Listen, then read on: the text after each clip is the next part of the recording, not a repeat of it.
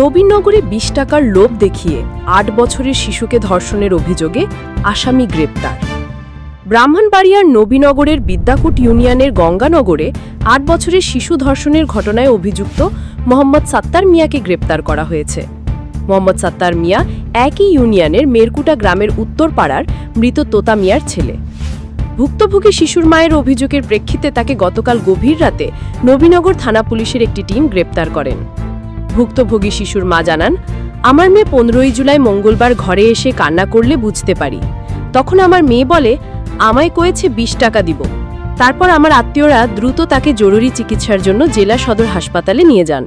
ডাক্তাররা তার অবস্থা গুরুতর দেখে তাকে উন্নত চিকিৎসার জন্য ভর্তি রাখেন। নবীনগর থানার ভারপ্রাপ্ত পুলিশ পরিদর্শক ওসি মোহাম্মদ শাহিনুর ইসলাম ঘটনার সত্যতা নিশ্চিত করে বলেন, অভিযোগ পাওয়ার পর মোহাম্মদ সাত্তারকে দ্রুত গ্রেপ্তার করে জেলা জেল হাজতে প্রেরণ করা হয়েছে।